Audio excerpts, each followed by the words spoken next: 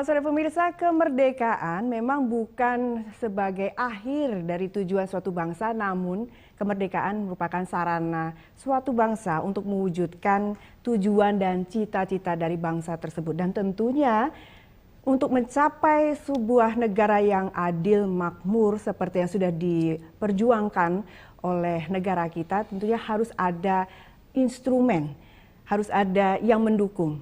Nah, pada ranah publik TVRI Yogyakarta kali ini kita sangat ingin sekali menggali tentang APBN Daerah Istimewa Yogyakarta. Kita balut dalam tema tentang anti korupsi dan pelaksanaan APBN. Tentunya saya tidak sendiri, kami telah kehadiran narasumber yang luar biasa yang akan berbincang bersama kita tentang tema kita pada sore hari ini. Kami akan memperkenalkan beliau-beliau yang sudah hadir di studio untuk Anda. Yang pertama saya sapa, selamat sore Bapak Agung Yulianta. Selamat sore Mbak Meta, selamat sore pemirsa sekalian. Ya, beliau adalah Kepala Kanwil Ditjen Perbendaharaan Provinsi Daerah Istimewa Yogyakarta. Betul. Ya, Bapak asli Jogja Pak? Asli Klaten. Asli Klaten ternyata. Berarti kalau di Jogjanya sendiri sudah berapa lama? Untuk periode ini saya sudah 6 bulan Mbak Meta, pemirsa sekalian. Ya. Ya, berarti baru pindah sini. Sebelumnya di mana ini Pak? Di Jakarta. Di Jakarta. Baik, ya. semoga betah di Jogja ya Pak. Nggih? Amin. Ya. Di samping beliau ada Ibu Kutvi Jusmintari. Selamat sore Ibu. Selamat sore Mbak Meta. Ya. Selamat sore juga pemirsa semua. Baik, beliau adalah Kepala Bidang Supervisi KPPN dan Kepatuhan Internal. Betul ya Ibu ya. Kemudian yang terakhir beliau adalah Ibu Arfi Risnawati. Selamat sore Ibu. Selamat sore Mbak Meta. Selamat sore pemirsa semua. Ya, Bu Arfi ini beliau adalah Kepala Kantor Pelayanan Perbendaharaan Negara KPPN Yogyakarta, benar Ibu ya. Baik, pemirsa, kita akan mulai perbincangan kita pada sore hari ini tentang APBN Daerah Istimewa Yogyakarta dan tentunya Hari Korupsi. Saya pertama kali akan menyapa Pak Agung. Pak Agung, ya. APBN kita ini sebenarnya mungkin sebagian pemirsa sudah paham, tapi mari kita tegaskan kembali APBN ini sebenarnya untuk apa sih Pak Agung? Ya, baik, terima kasih Mbak Meta. Jadi kita akan bicara APBN dan kebetulan ada 2 momen di bulan Desember. Ya. Yang pertama adalah peringatan Hari Anti Korupsi Sedunia 9 Desember 2023 dan kebetulan di bulan Desember juga adalah akhir tahun anggaran 2023. Ini menjadi penting sekali kita sadari bersama, baik dari level semua pengelola anggaran APBN, mitra pengelola APBN maupun masyarakat harus peduli ini. Karena apa? Karena kita pakai semangat itu untuk mengawal APBN. Jadi kita paham bersama, korupsi adalah kejahatan yang luar biasa. Karena dia dampaknya luar biasa. Dia bisa menyebabkan kerugian yang besar dan luas, dan bisa menimpa siapa saja, dan bisa dilakukan siapa saja, dan bahkan bisa diorganisir. Jadi itu luar biasa. Nah, dampaknya juga luar biasa. Kalau korupsi bisa tidak tertangani dengan baik, perekonomian lesu, investasi lesu, produktivitas menurun, kualitas barang publik, jasa publik juga tidak bagus, pendapatan negara berkurang, dan juga kemudian efeknya apa? Negara bisa jadi akan hutang untuk menutup anggaran yang diperlukan. Nah, ini luar biasa. Nah, sementara kita harus memastikan bahwa APBN itu benar-benar bisa berkinerja mengoptimalkan perannya untuk meningkatkan ekonomi dan kesejahteraan masyarakat di Yogyakarta. Jadi APBN ini adalah instrumen utama dari pemerintah dalam melaksanakan kebijakan fiskal, para pemirsa. Jadi semua kebijakan apapun terkait dengan ekonomi untuk menciptakan lapangan kerja dan kesejahteraan, instrumennya adalah APBN. APBN di DIY tidak kecil. Jadi kalau secara nasional APBN kita tahun 2023 itu ada 3.061 triliun. Di daerah istimewa Yogyakarta nggak kecil juga, 23 triliun. Jadi 23 triliun itu dibagi, yang 12,7 triliun itu disalurkan melalui kantor-kantor vertikal yang ada di daerah istimewa Yogyakarta. Kemudian yang 10,2 triliun itu melalui transfer ke daerah. Nah, yang 12,7 triliun itu juga kalau kita lihat perannya masing-masing ini. Ya. Ada yang untuk mendorong infrastruktur itu sekitar 3,6 triliun. Baik. Kemudian untuk anggaran pendidikan di DIY Ya. 3,6 triliun. Kemudian untuk kesehatan itu 1,6 triliun. Untuk ketahanan pangan di DIY 1,3 triliun. Dan masih ada lagi Perlinsos.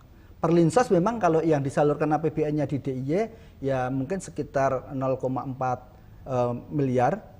Tetapi secara keseluruhan yang disalurkan lewat pusat, tetapi penerima manfaatnya ada di DIY itu sekitar 1,4 triliun. Baik, berarti menurut Pak Agung sendiri bahwa memang APBN ini menjadi incaran ya Pak ya. Karena kalau kita dekatkan dengan hari korupsi berarti Ya. ini memang banyak peluangnya di sana gitu. Atau Ya. demikian? Sebenarnya bukan banyak peluangnya, tapi karena duitnya banyak, orang jadi pengen. Itu mengundang gitu ya. Itu jadi pengen cari kesempatan, cari celah. Ya tentu saja sekali lagi begitu ada yang dikorupsi, apakah dengan cara penggelapan, apakah dengan cara diambil sedikit demi sedikit, atau ada penyuapan, maka itu tadi yang diinginkan misi dari APBN itu tidak akan tercapai. Baik, kita Ya. kunci dulu. Saya ke Bu Kutfi. Bu Kutfi, ini banyak incaran berarti Bu Kutfi sudah menjadi rahasia umum bahwa memang di sana itu kita mendapatkan alokasi yang tidak sedikit ya Pak Agung ya. Betul. Nah, lantas karena besok itu kita juga akan ada hari anti korupsi. Saya yakin pasti sudah ada langkah-langkahnya, tapi kan mungkin pemirsa belum mengetahui gitu. Silakan Ibu. Ya, siap Mbak Meta. Korupsi itu ada 3 unsur ya. Dia harus ada unsur melawan hukum.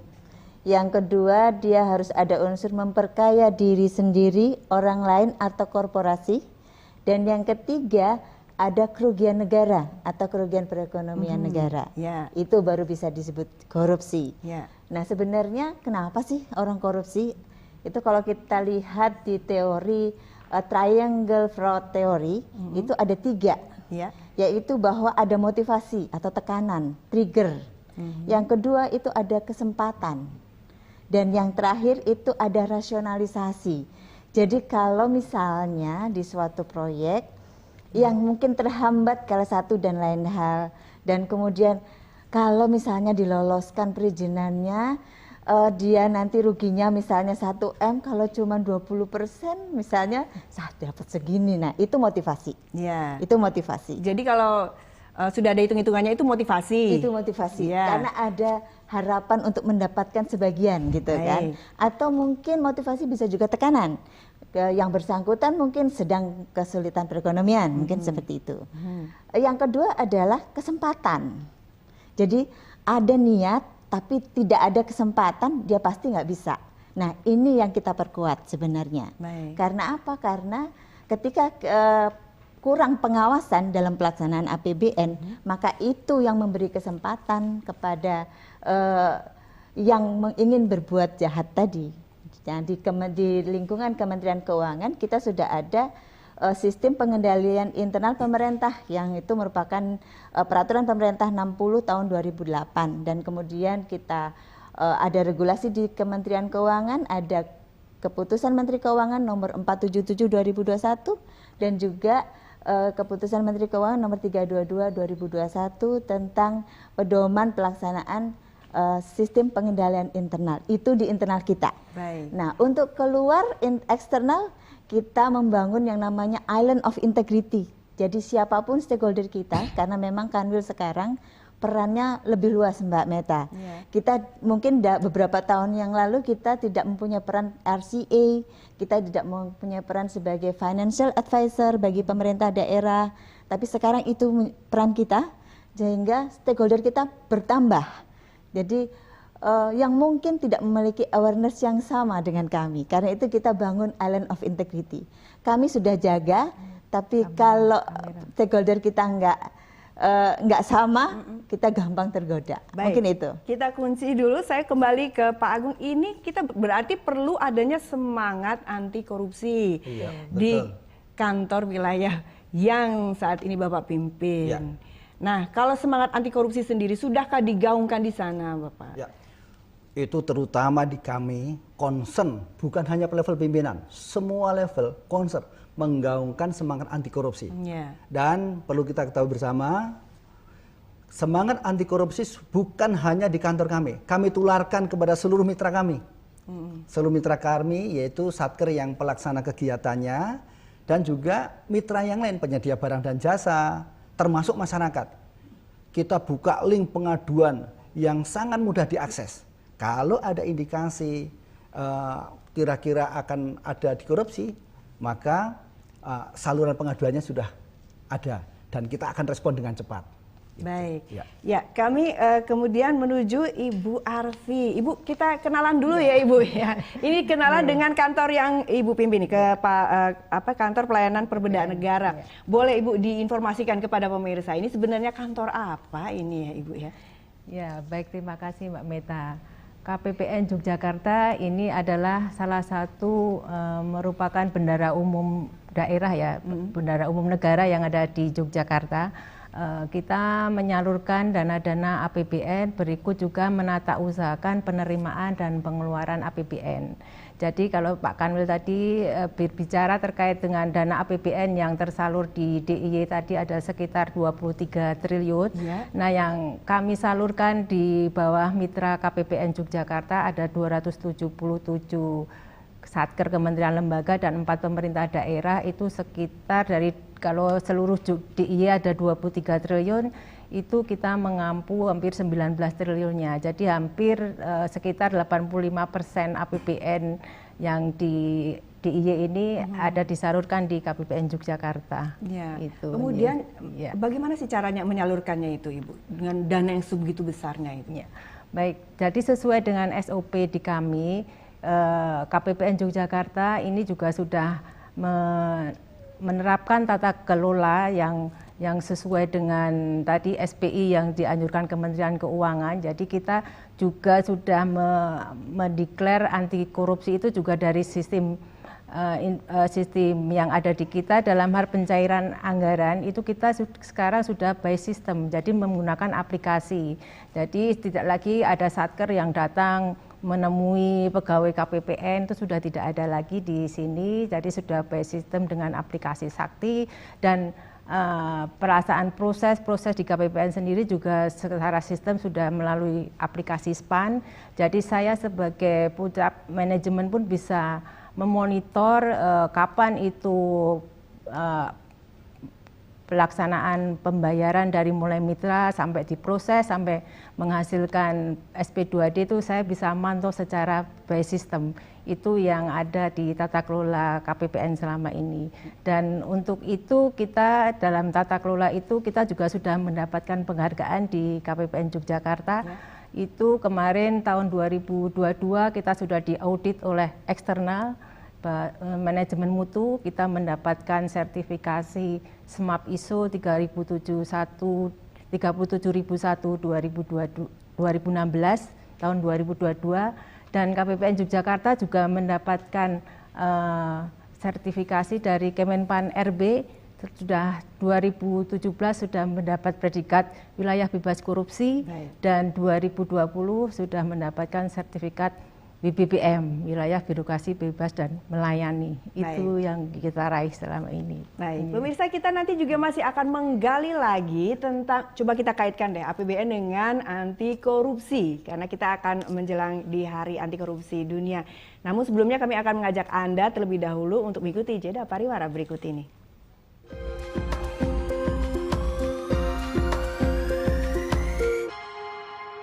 Terima kasih Anda masih bersama kami di Ranah Publik TVRI Yogyakarta. Kita masih membedah tentang APBN Daerah Istimewa Yogyakarta dan juga anti korupsi. Nah, kami menuju ke Pak Agung kembali. Pak Agung, ya. Sebenarnya kalau tadi angka sudah besar sekali, kita mendapatkan katakanlah alokasi yang sangat besar. Celah-celah mana yang harus kita waspadai supaya tidak terjadi kebocoran atau korupsi ini, Pak? Baik, terima kasih Mbak Meta. Jadi pengelola APBN ini kan tata kelolanya sudah dibangun sedemikian rupa. Ada mekanisme check and balance. Jadi yang mengelola itu di pengguna anggaran, yaitu Satker Kementerian Lembaga yang punya misi untuk melaksanakan kegiatan-kegiatannya, dan kemudian mencairkannya kepada kami sebagai bendahara umum negara. Ya. Nah, untuk proses ini sebelum dilakukan permintaan pencairan itu ada proses namanya pengadaan barang dan jasa. Dari 7 jenis korupsi itu, ya, yang paling rawan itu adalah benturan kepentingan di dalam proses pengadaan barang dan jasa. Karena disitulah banyak nanti permainan. Apakah nanti menggunakan kesempatan untuk memilih pemenang yang kerabatnya? Apakah memilih pemenang yang tidak fair? Iya. Artinya dia bisa memberikan keuntungan kepada pengguna anggarannya atau kemudian juga pihak tertentu. Nah, ini yang sering dilakukan. Makanya sering banyak terjadi kasus seperti itu. Betul. Dan hampir kebanyakan adalah ya merugikan negara tentu saja. Selain mencuri uangnya itu sendiri gitu. Nah, kemudian di samping itu juga ada suap menyuap dan gratifikasi, mempermudah proses, kemudian memperlancar dokumen. Kalau saya potong Pak, Ya. kalau misalnya kita sudah kenal, track record sudah baik, kita taruh ke dia itu juga tidak boleh. Ada mekanismenya. Jadi tidak bisa, oh dia track recordnya sudah bagus, saya pilih langsung, tidak. Karena ada mekanismenya, ada proses. Namanya kalau pengadaan barang dan jasa, itu ada proses lelang. Ya. Jadi proses itu harus dilalui. Dan secara fair, siapa pemenangnya, itulah yang ditunjuk untuk melaksanakan pengadaan barang dan jasa. Nah, kemudian setelah selesai baru dilakukan pencairan kepada APBN. Baik. Ya. Ya. Kalau untuk realisasinya untuk Jogja itu, saya ingin tahu nih Pak, kira-kira itu berapa gitu? Ya, baik. Jadi sampai minggu kemarin ya, pemirsa sekalian, dari alokasi 23 triliun itu sekitar 80% sudah terrealisasi. Jadi sudah cukup tinggi, 80% nih. Gitu. Tapi kalau kita bedah masing-masing, untuk infrastruktur itu apa? Untuk membangun infrastruktur layanan dasar, untuk konektivitas. Nah, ini dan kemudian juga untuk jaringan, kemudian juga untuk teknologi. Nah, ini sudah realisasinya sekitar 63%.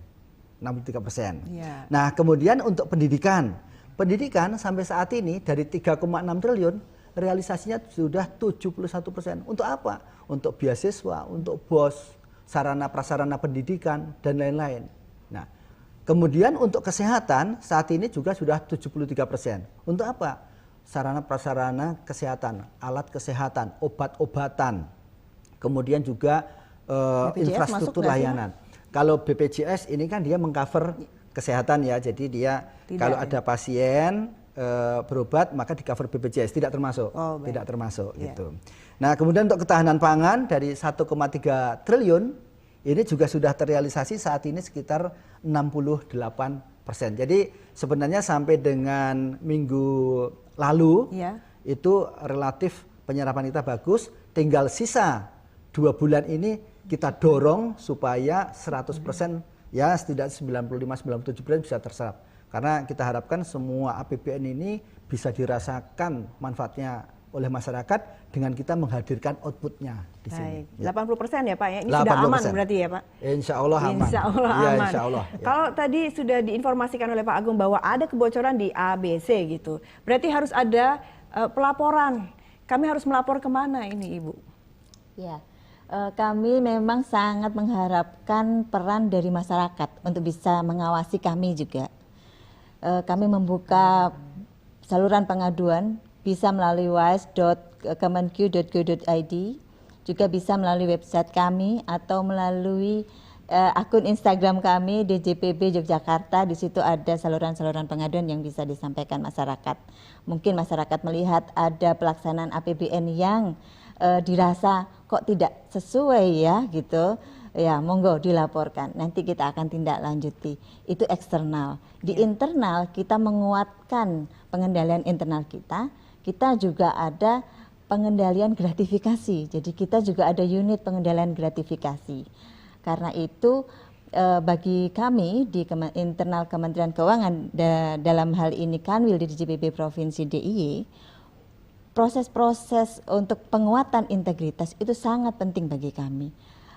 kita ada standarisasi kegiatan penguatan integritas. Jadi mulai dari Kanwil Aceh sampai Kanwil Papua, Jayapura itu pasti punya kegiatan-kegiatan yang sama karena distandarisasi. Iya. Itu salah satu upaya kami secara internal. Secara eksternal kami juga tadi membangun Island of Integrity aktif dengan seluruh stakeholder kita.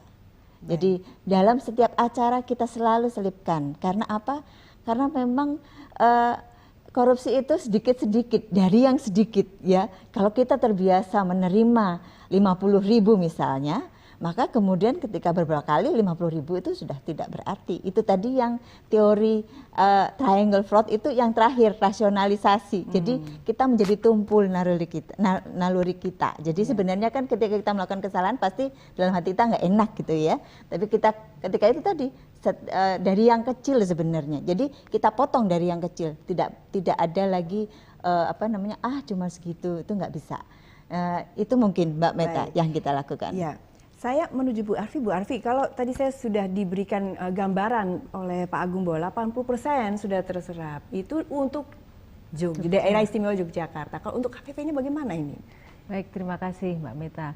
Jadi untuk KPPN Jogja yang membawai 277 satker di wilayah Sleman, Bantul, Kota Yogyakarta, dan Provinsi DIY, itu penyerapannya sudah mencapai 76%. Jadi kita masih punya hutang nih Pak Kanwil, punya hutang 24%, itu sekitar 2,9 triliun yang harus kita eksekusi paling lambat nanti pengajuan SPM dari Satker itu tanggal 20 Desember.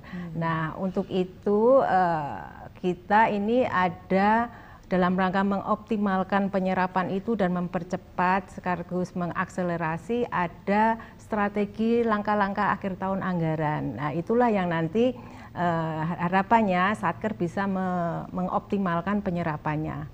Begitu strategi langkah-langkah akhir tahun anggaran. Itu dipercepat, berarti mempercepat ya, penyerapan. jadi kita ada mengepus Satker dengan cara membuat timeline pengajuan pembayaran. Jadi supaya diingatkan terus, misalnya BAST tanggal ini, uang persediaan harus disampaikan paling lambat kapan, kontrak-kontrak harus disampaikan di KPPN, penyampaian tagihannya kapan, itu benar-benar dengan jangka waktu yang sudah ditentukan. Itu dalam rangka supaya aman penyerapannya dan sekaligus bisa optimal penyerapan Satker di akhir tahun anggaran. Baik, kami ke Pak Agung, kalau misalnya memang harus ada penyerapan itu secara optimal dan segala macam, tentunya ada pedoman-pedoman kita untuk mendalami anggaran tersebut kan? Ya.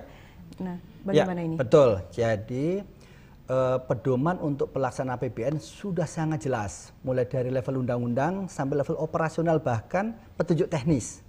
Jadi mulai Undang-Undang 1, kita ada paket Undang-Undang Bidang Keuangan Negara, Undang-Undang 17, Undang-Undang 1 dan Undang-Undang 15 tahun 2004. Kemudian ada peraturan pemerintah untuk pelaksanaan APBN sendiri. Kemudian ada peraturan Menteri Keuangan terkait dengan pelaksanaan operasional APBN dan sampai ke petunjuk teknisnya. Berbagai kebijakan sudah dirancang supaya APBN itu bisa dilaksanakan dengan maksimal. Contohnya, tahun 2023 lalu, Undang-Undang APBN selesai di bulan Oktober. Bahkan untuk tahun 2024 sebenarnya Undang-Undang APBN sudah diketok palu di bulan September, luar biasa. Nah, kemudian DIPA itu sudah diserahkan, dokumen pelaksanaan anggaran ini ya, Mbak Meta, diserahkan kepada pelaksana kegiatan itu sebelum tahun anggaran dimulai. Sehingga sebenarnya proses untuk lelang, proses untuk pelaksanaan kegiatan itu bisa dimulai dari triwulan terakhir sebelum tahun anggaran itu. Ini dimaksudkan supaya semua kegiatan yang dirancang di DIPA itu bisa dilaksanakan dengan optimal. Kemudian yang kedua, ada simplifikasi untuk proses bisnis. Beberapa kemudahan, contohnya kita bisa menggunakan uang persediaan untuk kas kecil yang bisa sekali bayar sampai 200 juta. Kemudian kita di backup dengan digitalisasi sistem untuk pelaksanaan pembayaran, baik untuk penerimaan maupun pengeluaran. Untuk penerimaan setor ke kas negara juga sudah dengan ada MPN secara digital bisa dilakukan. Kemudian belanjanya pun juga dilakukan dengan backup sistem yang bagus, juga di backup juga dilaksanakan dengan kartu kredit pemerintah, sudah bisa transfer langsung dengan mobile banking, cash management system, itu sudah dilakukan sehingga nanti anggaran bisa dilaksanakan dengan optimal. Baik, nanti kami juga akan kembali mengajak pemirsa ya untuk mencoba lagi, kita telah lagi, kita buka lagi bagaimanakah APBN di daerah istimewa Yogyakarta ini. Namun sebelumnya kita akan mengikuti jeda pariwara berikut ini.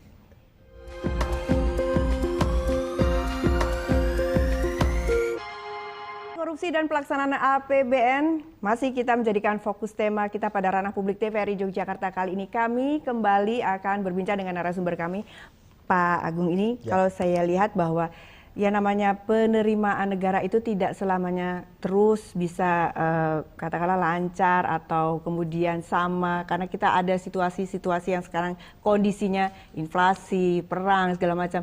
Ini bagaimana, Pak? Ya. Jadi sebelum kita bicara penerimaan negara, kita sampaikan APBN sendiri didesain juga untuk mempercepat transformasi ekonomi, terutama yang jangka pendek. Kita ada 4 isu, Mbak Meta dan pemirsa. Pertama adalah kemiskinan ekstrim.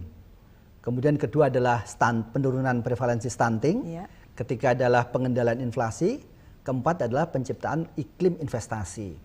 Tadi saya sampaikan bahwa APBN di DIY ini ada yang diarahkan untuk membangun infrastruktur, kemudian untuk pendidikan, kesehatan, ketahanan pangan. Nah, berbagai fungsi peran tadi itu juga mensupport berbagai isu untuk mempercepat transformasi ekonomi tadi. Contohnya untuk pengendalian inflasi. Pembangunan infrastruktur itu bisa diarahkan untuk memperkuat ketersediaan pasokan. Kemudian juga membantu memperlancar saluran distribusi sehingga ketersediaan barang tersedia dengan baik sehingga inflasi bisa dikendalikan. Dari sisi demand juga memperkuat daya beli masyarakat dengan bantuan langsung tunai.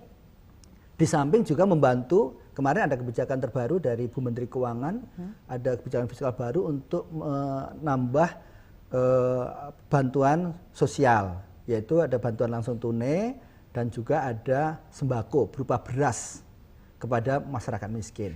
Nah, dengan tambahan ketersediaan beras, pasokan dari sisi pasokan beras juga aman, maka inflasi dikendalikan. Demikian juga dengan kemiskinan ekstrim, pemirsa. Jadi alokasi APBN juga diarahkan untuk ketersediaan rumah layak huni, sanitasi dan sebagainya. Nah, ini jelas sangat membantu untuk masyarakat yang ada di desil 1 untuk kemiskinannya. Demikian juga tentang pengendalian stunting, penurunan prevalensi stunting. Alokasi APBN banyak digunakan untuk penyuluhan, sosialisasi kepada calon pengantin, bagaimana membangun keluarga yang sehat sehingga nanti lahir anak-anak cerdas yang hebat, yang stuntingnya akan terus menurun. Itu kira-kira, Mbak Meta. Berarti memang ada korelasinya antara APBN dan kemakmuran di sini ya. Jelas, betul. Nah, sayang sekali kalau nanti dikorupsi ya Ibu Kutfi. Lantas harusnya kan ada pelatihan atau ada bagaimana langkahnya yang bisa kita lihat, pemirsa bisa tahu secara konkret ini Ibu. Iya, salah satu yang menyebabkan rendahnya kualitas pengelolaan APBN atau penyalahgunaan APBN atau penyelewengan APBN adalah kurangnya kompetensi dari penyelenggara atau pejabat perbendaharaan itu. Mulai dari operator aplikasi, karena kita semua sudah digitalisasi, semua proses itu dari mulai perencanaan sampai pertanggungjawaban kita sudah pakai aplikasi yang namanya Sakti. Nah, ini harus dikuasai baik oleh operator dan juga pejabat perbendaharaan yang lain. Juga bagaimana peraturan tentang misalnya pengadaan barang dan jasa itu harus dikuasai betul oleh pejabat pengelolaan PBJ tadi. Dan juga misalnya sebagai kuasa pengguna anggaran, sebagai dia pimpinan di unit itu, bagaimana dia bisa mengatur bendaharanya, bagaimana PPK-nya dan lain sebagainya. Kami membuka kesempatan luas apabila pemirsa sekalian yang juga menjadi pejabat perbendaharaan atau operator ingin meningkatkan kompetensi bisa menghubungi KPPN terdekat untuk mendapatkan pelatihan-pelatihan secara gratis. Bahkan kami juga akan nanti membuatkan kelas-kelas khusus yang sesuai dengan tema apa yang ingin mereka. Tapi itu sudah dapatkan. Berjalan, Ibu? Sudah berjalan. Tapi belum dimanfaatkan secara maksimal? Atau bagaimana? Sebenarnya maksimal, tetapi karena ada pergeseran ya, orang baru, mutasi baru, otomatis ketika dia bendahara yang lama pindah, satker itu harus ada bendaharanya. Nah, ini bendahara yang baru harus mendapatkan pelatihan. Tapi ada pendekatan kepada mereka? Ada. Dan kita sudah juga punya berbagai macam kanal untuk pendidikan dan latihan ini sebenarnya. Baik. Kalau korupsi kerannya sudah kita tutup sedemikian rupa, jangan sampai ada kebocoran. Tentunya kita perlu ada langkah-langkah strategis ya Ibu Arfi ini. Langkah strategisnya kita juga ingin tahu ini Ibu. Baik Mbak Meta ya, jadi tadi sudah dijelaskan kita masih punya hutang 2,9 triliun. Nah ini harapannya optimalisasi kepada Satker Mitra Kerja ini saya harapkan untuk segera memonitoring. Jadi kira-kira dari 2,9 triliun tadi belanja apa yang mau diserap atau yang mau dilaksanakan sampai dengan akhir tahun. Kemudian juga perlu memonitoring kontrak-kontrak yang memang sudah selesai pekerjaannya segera dilakukan penagihan ke KPPN maupun kontrak-kontrak yang akan dilaksanakan itu juga segera dilaporkan ke kami. Kemudian juga selalu memonitor dan menepati untuk pelaksanaan penyampaian perintah bayar atau SPM di tanggal-tanggal di langkah-langkah akhir tahun, karena di langkah-langkah akhir tahun tadi ada timeline untuk penyampaiannya. Kemudian juga harapannya seluruh pejabat pengelola keuangan, ada itu KPA, BPK, Bendahara Pengeluaran maupun BPSPM yang terlibat dalam proses pencairan maupun pelaksanaan anggaran itu di akhir tahun agar selalu berada di tempat ya, karena mereka ini harus bersinergi di dalamnya. Kalau yang satu biasanya pergi akhirnya terlambat penyampaiannya, itu nanti akan berimbas penyerapan tidak akan bisa tercapai secara optimal. Kalau di Jogja kita ada berapa wilayah Ibu di Jogja ini? Saya ada 4 wilayah. Ada 4 wilayah. Boleh dibocorkan Bu, rata semuanya atau ada yang kira-kira masih harus dipecut? Oke, jadi memang untuk per jenis belanja itu yang paling krusial itu ada di belanja modal, karena seperti kita ketahui belanja modal ini adalah untuk tadi Bapak untuk infrastruktur. Memang rata-rata infrastruktur itu akan berakhir BAST-nya, penyerahan pekerjaannya itu selesai di last minute, jadi bahkan ada yang 31 Desember. Padahal tadi kita penyampaian SPM kita pun paling lambat tanggal 20 Desember. Jadi memang ada treatment khusus nanti untuk proyek-proyek yang akan selesai di tanggal 31 Desember tersebut. Memang itu untuk belanja modal itu sangat krusial sekali, rata-rata memang akan terserap di akhir tahun anggaran. Baik, kami ke Pak Agung kembali Pak Agung. Kalau kita tadi sudah lihat serapan-serapan anggaran demikian, kira-kira kita tuh butuhnya yang banyak itu di mana itu? Paling banyak belanja kita itu di mana? Jadi belanja kita itu kalau dibagi per jenisnya tadi sudah sampaikan Bu Arfi juga, kalau se-DIY ya ada belanja pegawai, belanja barang, belanja modal. Sebenarnya kalau relatif rata lah ya, belanja pegawai dan belanja barang cukup besar, tapi belanja modal juga cukup besar. Nah di DIY sendiri sebenarnya kalau mau ditanya mau banyak infrastrukturnya atau mau banyak belanja barang untuk operasionalnya, mungkin kita nggak bisa sebut wah ini harus ini dahuluan, karena semuanya harus disesuaikan dengan prioritas nasional. Jadi satu prioritas misalnya tadi kita mau prioritas pengendalian inflasi. Pengendalian inflasi itu disupport dengan belanja modal untuk infrastruktur, belanja operasionalnya juga, dan juga termasuk belanja pegawainya. Karena ada unit-unit yang memang bertugas untuk concern pengendalian inflasi. Baik, berarti jadi, yang 4 itu tadi ya Pak ya, yang stunting dan segala macam itu kita harus memprioritaskan itu dulu atau bagaimana? Iya, itu menjadi salah satu sasaran strategis nasional, jadi kita prioritaskan. Tapi semua kita dorong APBN ini bisa optimal sesuai dengan maksud dan tujuannya, karena kan sudah diplot-plot ini, sudah diplot-plot di dalam APBN-nya diarahkan kemana. Jadi semua otomatis kalau itu kita laksanakan maksimal, maka 4 isu tadi akan terbantu dengan baik, bisa terlaksana dengan baik. Baik, kita kembali ke Ibu Kutfi tadi. Nah, saya tadi itu mau tanya Ibu, sebenarnya yang sudah Ibu buka kerannya tadi harus ke sini mengadunya seperti di IG ada ya Ibu ya, di sosial media ada. Sudahkah itu efektif dan dipergunakan? Sampai saat ini kanal-kanal seperti itu sungguh efektif memberi kita feedback ya. Bahkan kita setiap kali selesai acara kita juga menyebarkan semacam survei kepada yang hadir, entah itu melalui online atau melalui offline. Kita selalu sampaikan apa feedback mereka kepada kita. Jadi menurut kami sangat bermanfaat bagi kami untuk kami bisa memperbaiki diri, dan juga itu sebagai bentuk pengawasan dari masyarakat luas. Masyarakatlah yang memiliki APBN, masyarakatlah yang akan mendapatkan benefit apabila program-program dalam APBN itu bisa terlaksana dengan baik. Karena itu masyarakatlah yang harus mengawasi bersama kami. Kami mohon. Berarti aduan ini boleh Ibu, saya ingin mengetahui apakah aduan ini meningkat atau tidak?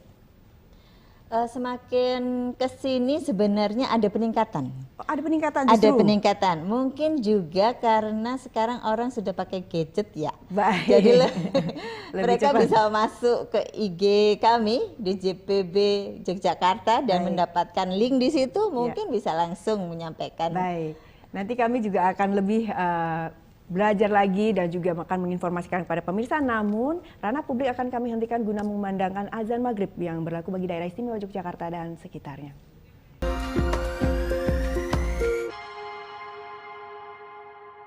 Pemirsa, terima kasih Anda masih bersama kami di Ranah Publik TVRI Yogyakarta. Mari kita lanjutkan perbincangan kita, Pak Agung.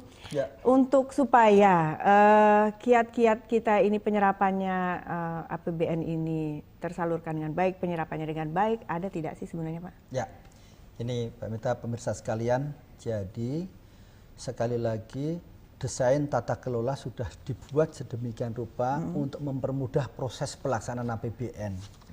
Maka yang penting kemudian adalah semua pengelola APBN itu memahami betul tata kelola dari pelaksanaan APBN itu satu. Yang kedua, yang sering menjadi penghambat kenapa penyerapannya terlambat itu adalah pelaksanaan dari perencanaan yang sudah disiapkan dari awal.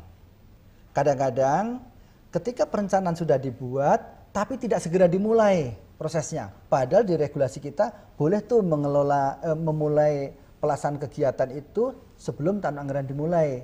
Tapi itu tidak dimanfaatkan. Menunda-nunda gitu.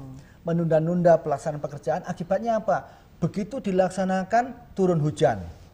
Ketika infrastruktur mau dibangun, turun hujan, akhirnya dihentikan dulu supaya karena kalau hujan percuma nanti hanyut lagi. Yeah. Nah, akhirnya karena terlambat melaksanakannya, selesainya pun juga terlambat. Kalau selesainya terlambat, tentu saja kita paham yang seharusnya masyarakat sudah bisa memanfaatkan semua output dan hasil dari pembangunan itu menjadi tidak bisa memanfaatkan. Nah, kemudian berikutnya terkait dengan penggunaan alat untuk mencairkan. Contohnya penggunaan kartu kredit pemerintah yang sekarang sudah dibolehkan, kemudian penggunaan cash management system transfer itu perlu dioptimalkan. Nah, di pantauan kami di Jogja ini belum optimal nih para pemirsa. Kita ingin semuanya bisa memanfaatkan itu sebaik-baiknya. Ya. Belum optimalnya dikarenakan apa ini Pak? Ya, kadang-kadang belum familiar. SDM? SDM-nya dan kemudian kebiasaan. SDM-nya juga, kalau menggunakan alat itu lebih rumit gitu, lebih susah ngurusnya. Padahal tidak, karena dia tidak memahami betul aja bagaimana cara mempergunakan itu dan mempertanggungjawabkannya. Ada pelatihan Pak? Ada, kita sosialisasi ada, dan kemudian juga kita lakukan pelatihan-pelatihan, mengingatkan, bahkan kita kerjasama dengan Bank Himbara nih Mbak. Kita kerjasama dengan Bank Himbara, bagaimana sih menggunakan kartu kredit ini membuat pertanggungjawabannya itu supaya lebih mudah dan cepat. Yang kedua kebiasaan. Orang-orang masih suka belanja pakai uang kas.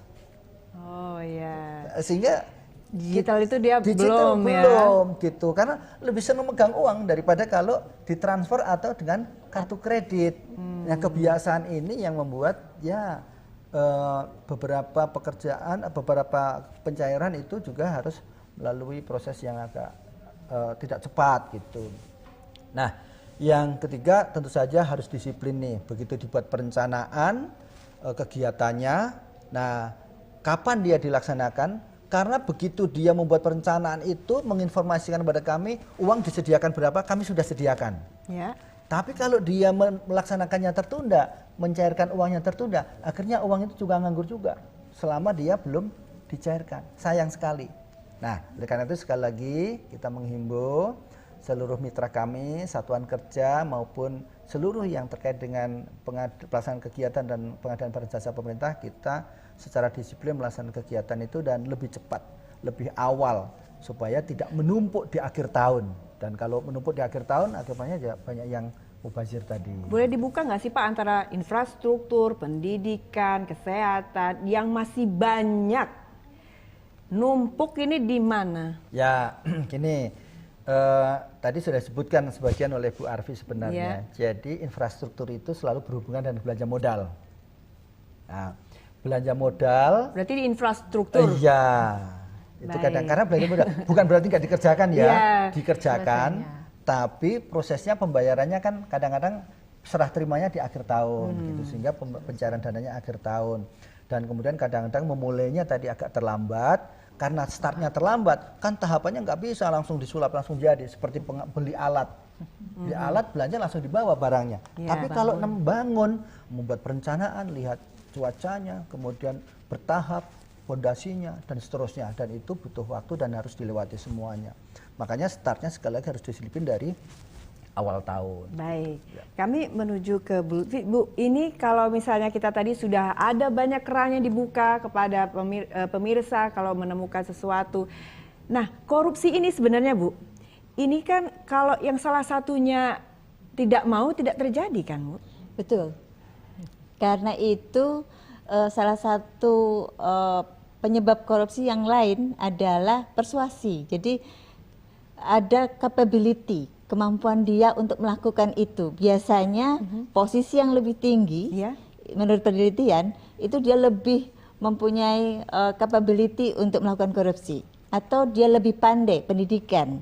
Juga ketika dia memiliki kemampuan untuk persuasi, karena dia harus membujuk orang untuk ikut dengan niat jahatnya dia. Jadi itu yang apa namanya menjadi APBN ini, makanya kita perlu bentengi, kita perlu agar semua pelaksana pengelola anggaran itu bisa kita bentengi dengan kemampuan peningkatan kompetensi dan lain sebagainya. Sebenarnya sistemnya kan sudah rapat ya Bu ini untuk menghindari dari korupsi itu ya Ibu, atau masih ada celah sebenarnya?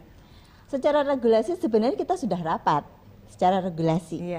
Tetapi kasus-kasus yang terjadi itu ternyata memang ada regulasi yang tidak dilakukan. Karena itulah sangat penting peran dari setelah ada pelaporan, kemudian ada audit. BPK yang berperan di situ.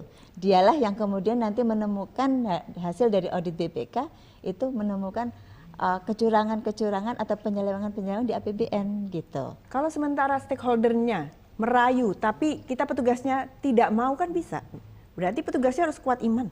Betul, karena itu di tempat kami secara internal nggak putus-putus kita saling mengingatkan Mbak dengan berbagai kegiatan. Mungkin bagi kami malah kadang-kadang kita ketika ada satu kegiatan, salah satu input adalah gini terus kegiatan gini-gini terus gitu. Jadi kita kemudian terus memiliki kreativitas gimana kita membuat kegiatan yang menarik bagi pegawai, kita sebagai sarana untuk saling mengingatkan. Karena itu tadi dari yang sedikit terbiasa meningkat dan tidak terasa ternyata langsung jadi kasus yang besar. Baik, kita ke Bu Arfi. Bu, saya boleh nggak sih Bu tanya begini? Pengumuman lelang itu kan apa namanya Bu, tertunda-tunda itu saya boleh tahu kenapa ya Ibu ya, kalau boleh dibocorin sedikit gitu Bu? Itu Baik Mbak Meta, jadi kalau pengumuman lelang itu kan biasanya di bagian pengadaan barang ya Pak ya Bu. Nah itu harusnya kan kalau tadi kalau sesuai dengan peraturan itu kan ada juknis tahapan-tahapannya.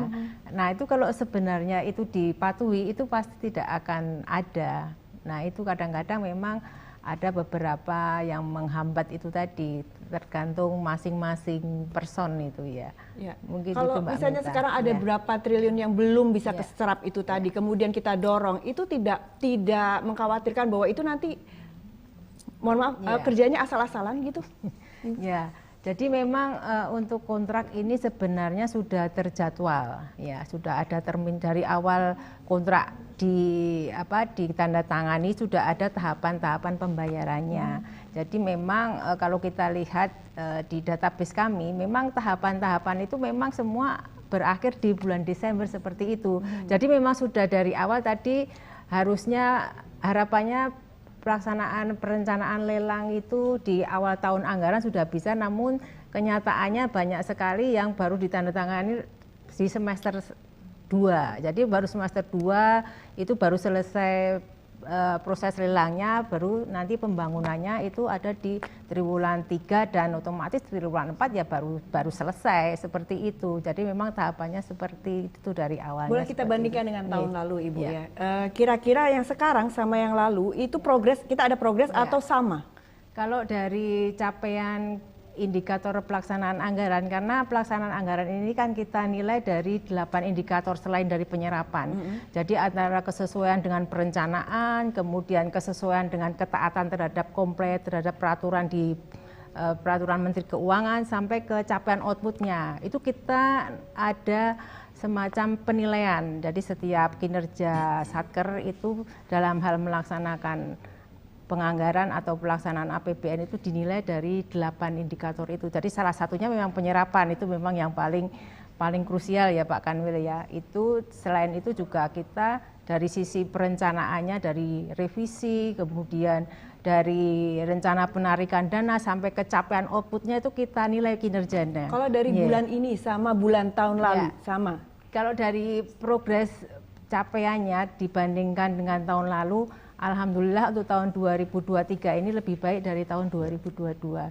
Dan tahun 2022 pun kita sudah mencapai nilai indikatornya itu 95 ke atas itu sudah dinilai sangat baik. Nah ini harapannya juga di 2023 nanti harapannya itu juga paling tidak karena sudah lebih baik dari tahun lalu, harapannya lebih baik dari 95. Pak Agung, ini karena kita ada keterbatasan waktu Pak Agung. Ini boleh Pak Agung informasikan bagaimana mungkin supaya kinerja lebih baik atau bagaimana nih Pak Agung? Ya, satu yang penting untuk, kan tadi saya sampaikan ya, APBN adalah instrumen utama pemerintah untuk menciptakan kesejahteraan, lapangan kerja, dan juga meningkatkan ekonomi kita. Kalau kita ingin itu tercapai, kuncinya satu, jangan dikorupsi APBN itu. APBN jangan dikorupsi. Nah, oleh karena itu butuh kepedulian, dukungan dari seluruh elemen, bukan hanya pengelola anggarannya saja, mitranya dan juga masyarakatnya. Kalau kita mau berbuat baik, dibilang mulailah berbuat baik dari diri sendiri, dari hal yang paling sederhana dan paling kecil. Tapi kalau untuk korupsi, mau besar mau kecil, dicegah dan diberantas, tidak boleh. Supaya APBN itu benar-benar optimal untuk kesejahteraan masyarakat. Itu kuncinya, kesadaran. Dan kesadaran anti korupsi memang tidak bisa langsung kita ngomong tidak boleh korupsi. Semuanya tidak punya mental anti korupsi. Semuanya harus dibangun bertahap, mulai dari pendidikan, lingkungan keluarga, lingkungan masyarakat, dan juga sistem di dalam organisasi dan masyarakat. Semua dibangun untuk mencegah korupsi. Oleh karena itu perlu sekali lagi minta dukungan seluruh pemirsa supaya kita jaga APBN, kita kawal APBN untuk menuju Indonesia lebih maju. Sedikit saja Ibu Utfi, ini saya pengaduan masyarakat nanti bisa di mana Ibu, boleh diinformasikan? Silahkan follow, like, komen di akun IG kami, Instagram kami di DJPB Yogyakarta. Kalau saya juga mau menyampaikan Mbak Meta bahwa layanan kami Rp0, baik itu di Kanwil maupun di KPPN di wilayah kerja Kanwil DJBP DIY, yaitu KPPN Yogyakarta, KPPN Wonosari dan Wates. Layanan kita bebas biaya, Rp0. Jadi itu yang kami sampaikan. Baik, terima kasih sekali atas kehadirannya Pak Agung, Bu Kutwi dan juga Bu Arfi di Ranah Publik kali ini. Dan pemirsa, semoga informasi tadi, diskusi kita, perbincangan kita bermanfaat bagi Anda. Jangan lupa untuk saksikan Ranah Publik TVRI Yogyakarta edisi yang lainnya atau mendatang. Terima kasih, sampai jumpa, selamat sore.